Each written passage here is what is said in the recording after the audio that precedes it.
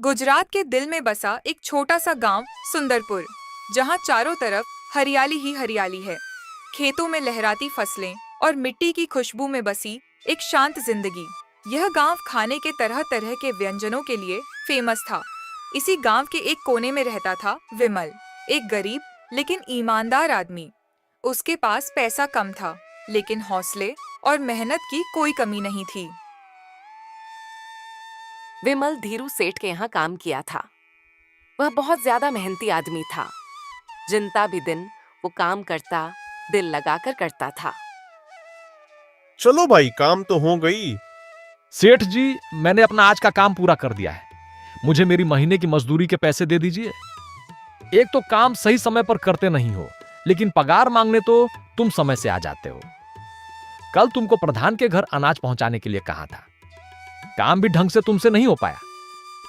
तुम्हारा जितना भी पैसा होता है उसका आधा पैसा मिलेगा। लेकिन सेठ जी, मैंने तो अपना काम सही से किया है। प्रधान के घर में भी मैंने सही से सामान पहुंचाया था। मुझे तो मेरी मेहनत के पूरे पैसे मिलने चाहिए। वाह वाह, जवान ललाने को कह दो बस। ये लो पैसे, और तुम कल से काम पर मत आना। मैं तुम्हें काम से निकाल रहा हूं। धीरू सेठ लालची किस्म का आदमी था। वह लोगों को बातें घुमाकर उनका पैसा हजम कर लिया करता था।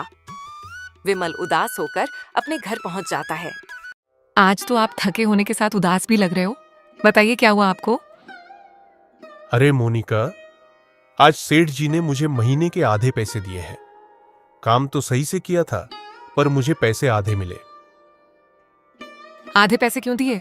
इससे हमारा घर का किराया, खाना पीना कैसे चलेगा? मैं जानता हूं मोनिका, लेकिन सेठ जी ने आधे पैसे दिए और कहा कि कल से आने की कोई जरूरत नहीं। वह बड़े लोग हैं, आप क्या कर सकते हैं? लेकिन मजदूरी के पैसे तो आधे मिले हैं।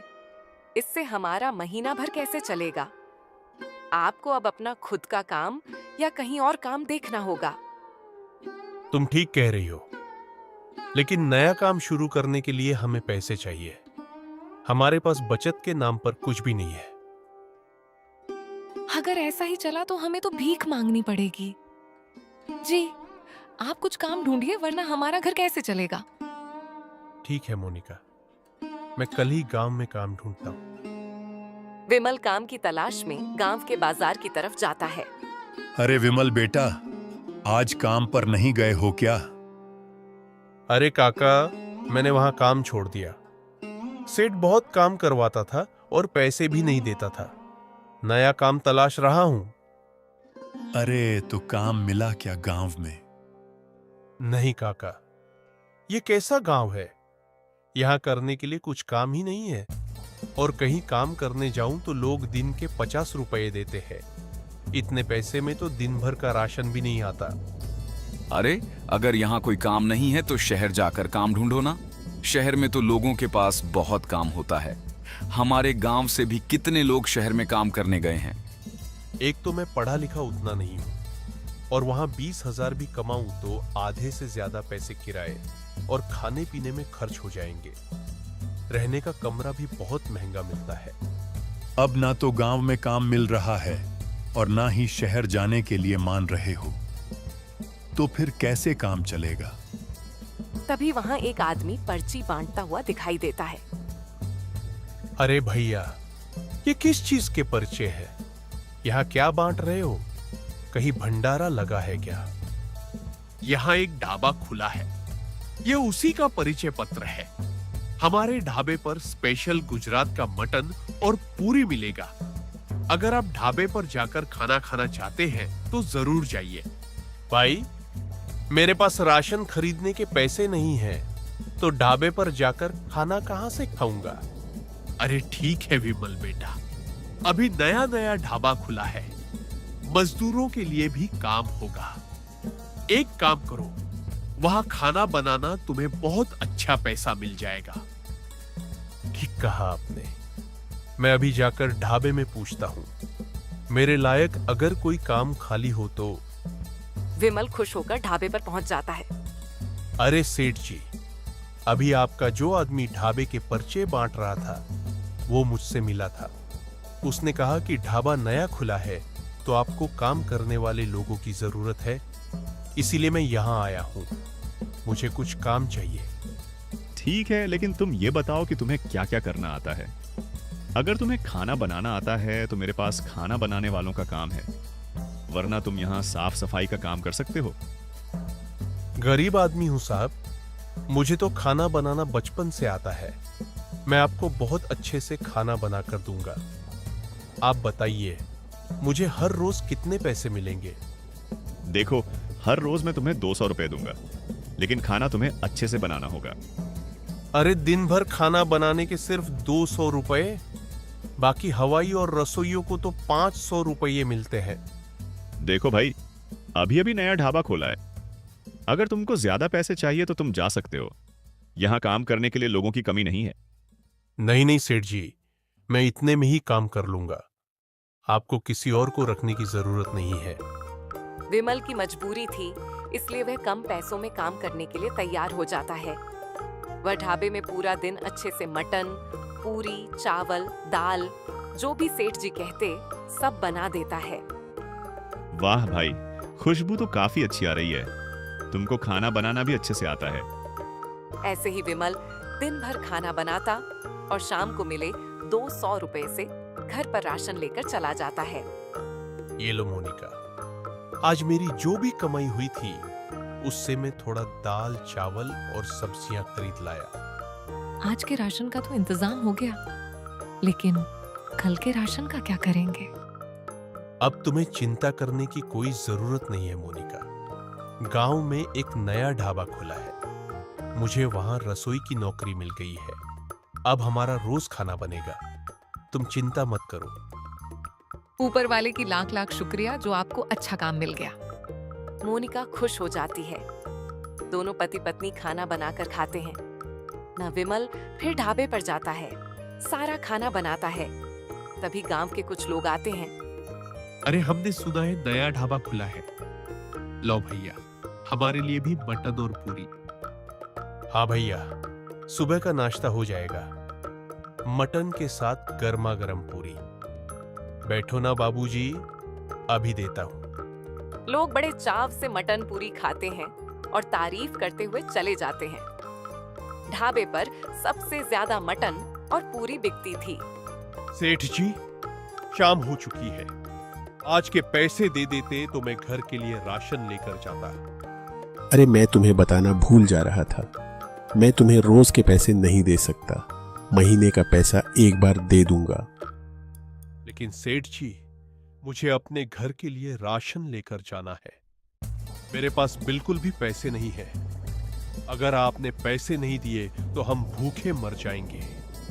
देखो, अगर ऐसी बात है तो तुम किसी से उधार ले लो। जब मैं तुम्हें महीने का पैसा दे दूंगा उसे चुका देना।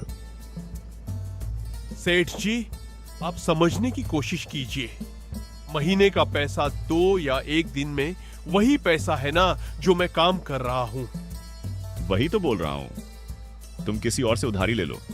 अगर मैं तुम्हें रोज के पैसे दूंगा तो क्या भरोसा तुम कब काम छोड़कर चले जाओगे। हाँ, लेकिन अगर तुम कुछ गिरवी रख सकते हो तो मैं तुम्हें पैसे दे सकता हूं। अरे सेठ जी, गरीब आदमी हूं, मेरे पास ऐसा कुछ भी नहीं है जिसको मैं गिरवी रख सकूं। वो सब मुझे नहीं पता भाई। मजबूरी में विमल को गांव के जमींदार के पास जाना पड़ता है। वह अपना घर गिरवी रख देता है। देखो, मैं तुम्हें पैसे उधार दे रहा हूँ, लेकिन अगर तूने मेरे पैसे सही समय पर नहीं लौटाए तो अपना घर तुझे मेरे नाम पर करना होगा। मुझे मंजूर है, बिल्कुल चिंता मत कीजिए। मेरी पगार मिलते ही मैं आपको पैसे चुका दूंगा। 1 महीना बीत जाता है, पगार मिलने का दिन आ जाता है।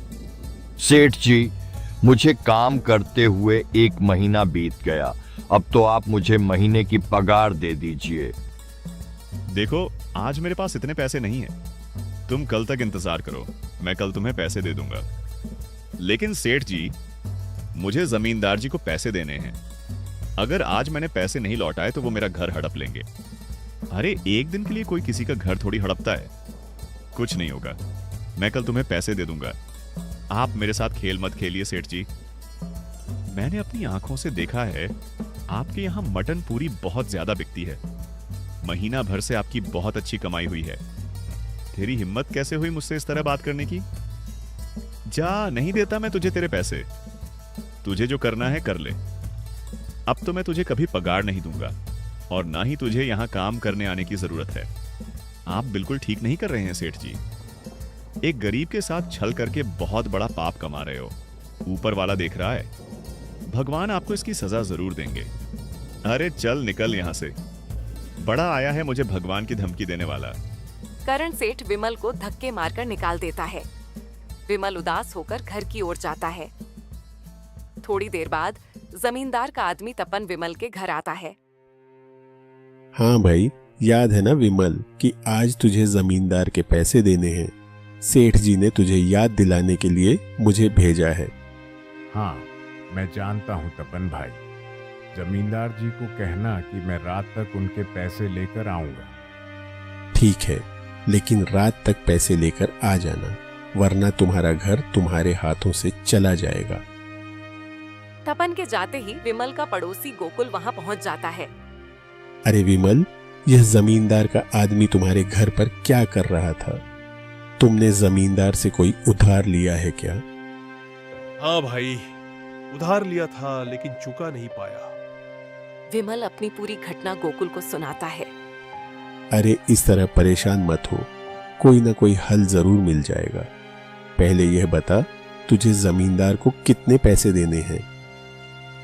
पैसे ज्यादा तो नहीं, लेकिन 5,000 रुपए देने हैं। अरे कोई बात नहीं विमल भाई, मेरे पास कुछ पैसे हैं, मैं तुझे दे देता हूं, वरना इतने पैसों की वजह से तेरा घर चला जाएगा। गोकुल घर से पैसे लाकर विमल को दे देता है। गोकुल भाई, आपका बहुत बहुत धन्यवाद। अगर आज तूने मेरी मदद नहीं की होती तो मेरा घर मेरे हाथों से चला जाता। अरे देख भाई, ज्यादा परेशान मत हो। मैं तो कहता हूं तू अपना कोई काम शुरू कर। मैं तुझे और 3,000 रुपए दे रहा हूं। अब से उसी मटन पूरी का धंधा करो। लेकिन मेरे पास ना तो ढाबा है ना दुकान। आखिर मैं अपना मटन पूरी लोगों को कैसे खिलाऊंगा? शुरू से हर कोई अमीर नहीं होता। तुम अपने घर के बाहर ही कपड़े बिछाकर एक छोटा सा ढाबा जैसा बना दो। वहां पर ही मटन पूरी बेचा करना। धन्यवाद। तुमने बताया सेठ लोगों को सही से खाना भी नहीं दे रहा होगा। विमल घर आकर मोनिका को सारी बात बताता है। ये तो सही है जी, हम लोग अपने घर में ही एक ढाबा खोल लेते हैं। इससे आपको इधर उधर काम करने की जरूरत भी नहीं पड़ेगी। और इस तरह दोनों ने ढाबा खोला, खूब मेहनत की और एक दिन दोनों खुशी खुशी रहने लगे।